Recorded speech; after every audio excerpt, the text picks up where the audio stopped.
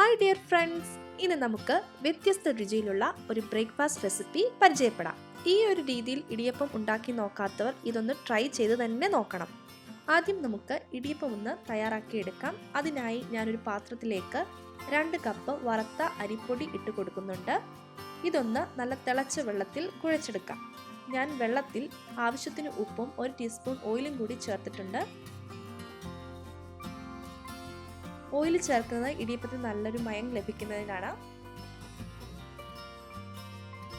കുറച്ച് വെള്ളം ഒഴിച്ച് ഇത് നന്നായിട്ട് കുഴച്ചെടുക്കാം. ഒരുപാട് വെള്ളമാകാതെ സൂക്ഷിക്കണം.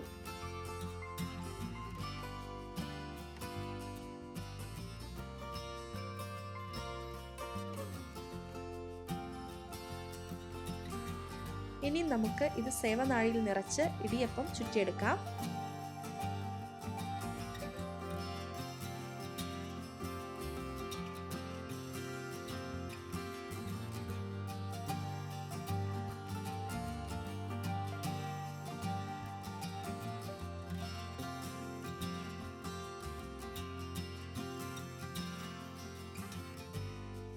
ഇനി നമുക്കിതൊന്ന് ആവിയിൽ വേവിച്ചെടുക്കാം.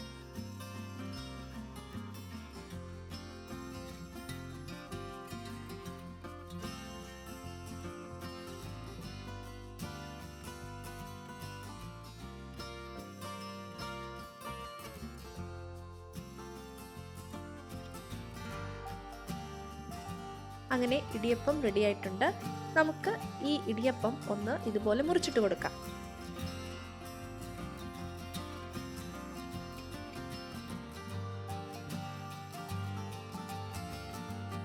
ഞാനിവിടെ 3 തട്ട് ഇടിയപ്പം ഇതുപോലെ മുറിച്ചെടുക്കുന്നുണ്ട്.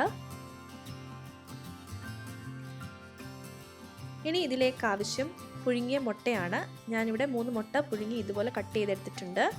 നമുക്കിതൊന്ന് റോസ്റ്റ് ചെയ്തെടുക്കാം. അതിനായി ഒരു പാനിലേക്ക് കുറച്ച് വെളിച്ചെണ്ണ ഒഴിച്ചു കൊടുക്കാം. ഇനി ഇതിലേക്ക് 1/4 ടീസ്പൂൺ മഞ്ഞൾപ്പൊടിയും 1/4 ടീസ്പൂൺ കുരുമുളക് പൊടിയും 1/4 ടീസ്പൂൺ ഉപ്പും കൂടി ചേർത്ത് ഒന്ന് മൂപ്പിച്ചെടുക്കാം. ചെറിയ ഫ്ലെയിമിൽ വേണം ഇതൊന്ന് മൂപ്പിച്ചെടുക്കാൻ. ഇനി ഇതിലേക്ക് നമ്മൾ മുറിച്ച് വെച്ചിട്ടുള്ള മുട്ട ഇതുപോലെ ഇട്ട് കൊടുക്കാം. ലോ ഫ്ലെയിമിൽ വേണം മുട്ട ഒന്ന് റോസ്റ്റ് ചെയ്തെടുക്കാൻ, അല്ലെങ്കിൽ മുട്ട പൊട്ടി തെറിക്കാനുള്ള ചാൻസ് ഉണ്ട്.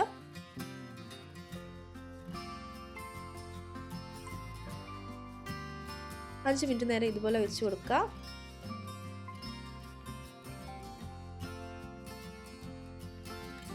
അഞ്ച് മിനിറ്റിന് ശേഷം ഇതുപോലെ മുട്ട ഒന്ന് തിരിച്ചിട്ട് കൊടുക്കാം. 5 മിനിറ്റും കൂടി വെയിറ്റ് ചെയ്തതിന് ശേഷം നമുക്ക് ഇത് മറ്റൊരു പാത്രത്തിലേക്ക് മാറ്റാം.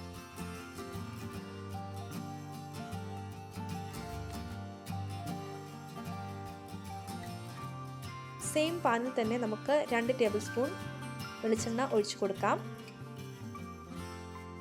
എണ്ണ ഒന്ന് ചൂടായി വരുമ്പോഴേക്കും അതിലേക്ക് 1 table spoon ginger garlic paste ചേർത്ത് കൊടുത്ത് ഒന്ന് മൂപ്പിച്ചെടുക്കാം.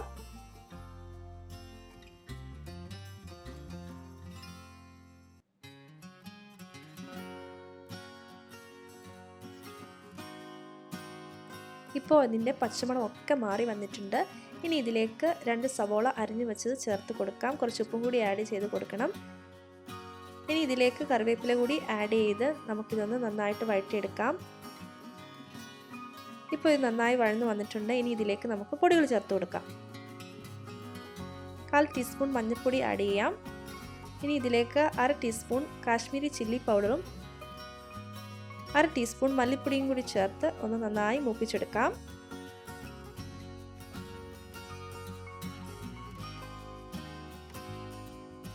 ഇനി ഇതിലേക്ക് 1/2 ടീസ്പൂൺ കുരുമുളക് പൊടിയും കൂടി ചേർത്ത് കൊടുക്കുന്നുണ്ട്. പൊടികളെല്ലാം മൂത്ത് വരുമ്പോഴേക്കും അതിലേക്ക് അരിഞ്ഞു വച്ചിട്ടുള്ള ഒരു മീഡിയം സൈസ് തക്കാളിയുടെ പകുതി ചേർത്ത് കൊടുത്ത് ഒന്ന് വഴറ്റിയെടുക്കാം. ഇനി ഇതിലേക്ക് 2 ഏലക്കയും 2 ഗ്രാമ്പുവും 1/2 ടീസ്പൂൺ പെരിഞ്ചീരകവും 2 ചെറിയ ഉള്ളിയും കൂടി ചേർത്ത് അരച്ച പേസ്റ്റ് നമുക്ക് ചേർത്ത് കൊടുക്കാം.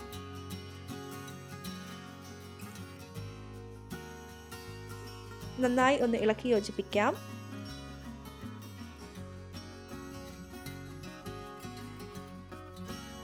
ഇപ്പോൾ അതിൻ്റെ പച്ചമണമൊക്കെ മാറി വന്നിട്ടുണ്ട്. ഇനി ഇതിലേക്ക് 1/2 കപ്പ് വെള്ളം കൂടി ചേർത്ത് ഒന്ന് തിളപ്പിച്ചെടുക്കാം.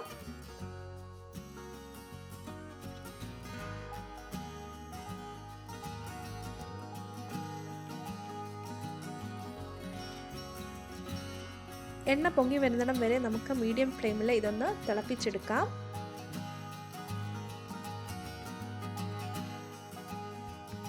ഇപ്പോൾ എണ്ണയൊക്കെ പൊങ്ങി വന്നിട്ടുണ്ട്.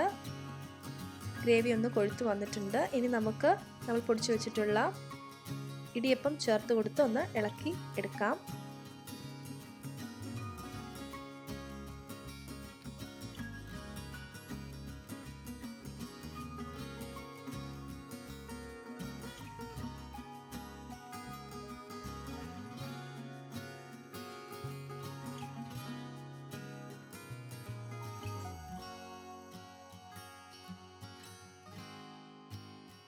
ഈ സമയം നിങ്ങൾക്ക് ഉപ്പ് ടേസ്റ്റ് ചെയ്ത് നോക്കിയിട്ട് ആവശ്യമെങ്കിൽ ഉപ്പ് ചേർത്ത് കൊടുക്കാം.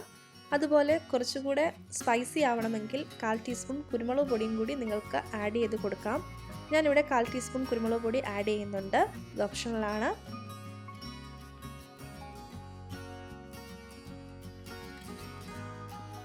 ഇനി ഇതിലേക്ക് റോസ്റ്റ് ചെയ്ത് വെച്ചിട്ടുള്ള മുട്ടയൊന്ന് ചേർത്ത് കൊടുക്കാം. അതിനുശേഷം ഒന്ന് അടച്ച് 2 മിനിറ്റ് നേരം ഒന്ന് ചൂടാക്കിയെടുക്കാം.